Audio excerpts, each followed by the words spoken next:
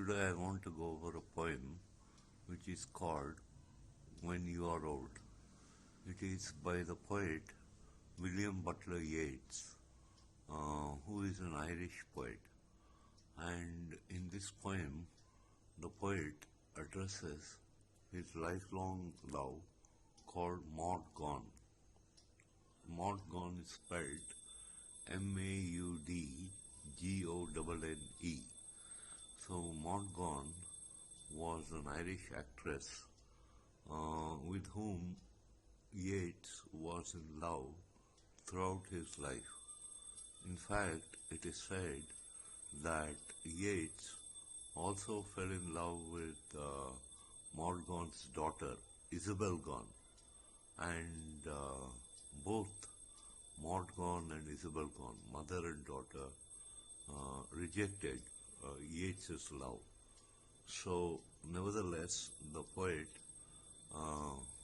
has a feeling of fondness for Maud Gonne, and he has written many poems describing her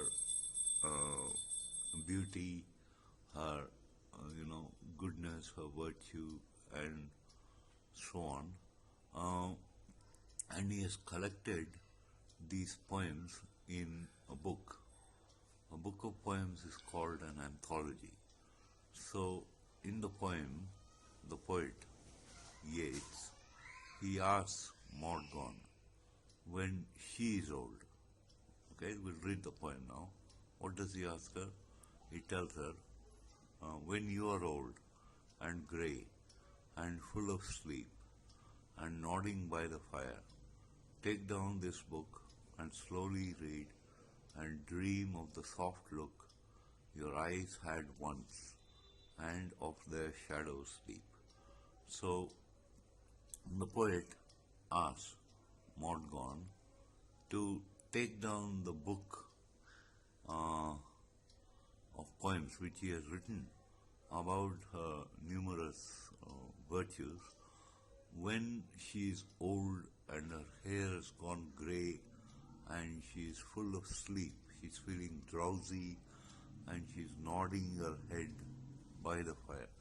He asks her to take down the book of poems he's written about her and read the book slowly and reminisce the soft look which her eyes had once when she was younger, and of the shadows and emotions, the depth of the shadows and emotions her eyes once had when she was young. But now, what has happened is that the poet, who is older than Maud Gonne, has passed away. So, as a remembrance of his love, he asks her to take down the book of poems, the anthology of poems, and read and remember how she was once very attractive. So, in the second stanza, the poet says, how many loved your moments of glad grace, and loved your beauty with love false or true, but one man loved the pilgrim soul in you, and loved the sorrows of your changing face. So, he answered to remember how many people loved the moments of happiness they spent in her graceful company, and some of them loved her with a false love. That is, they were attracted merely by the looks, by the attractive looks, by her beauty, and their love was false or superficial, and others saw deep into her. They saw her numerous qualities of goodness, virtue, etc., and they loved her truly. So, but he says, of all the lovers that she had, one man loved the pilgrim soul in her. So, the soul is what animates a person.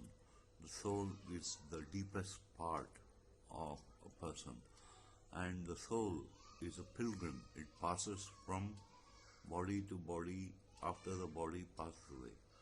And the poet says he loved the deepest, the innermost, the part that animates her, and he loved her throughout life, even when her facial, when her beauty faded and she changed and she became sadder in later life. His love never diminished, never became lesser. So he says that he loves the deepest part of her. He says he loves her to her soul's depth. And in the final stanza, the poet asks her to, and the poet says in the final stanza, he tells her, bending down beside the glowing bars, murmur a little sadly how love fled and paced upon the mountains overhead and hid his face amid the crowd of stars. So he asks her to rake up the fire. The fire is burning in the fireplace in the room in which the poet's beloved is sitting. He asks her to rake up the fire in the fireplace. The bars of the fireplace are glowing, and he asks her to murmur. Murmur means speak softly, and she'll feel a little sad that the poet has fled, the poet has passed away, but while the poet has died, his love has not. The emotion lives on after the poet's death. It becomes more immense, it grows after his death, and the poet says his love is so great that it can walk upon the mountains. From mountain peak to mountain peak, it paces or walks, and it's so vast, so immense, that his love will hide its face amid a crowd of stars.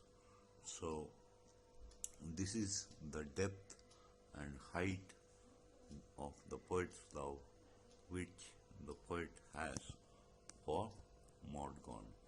So, this is a poem when you're old by the Nobel Prize winning author William Butler Yeats of Ireland for his beloved Morgan. Thank you.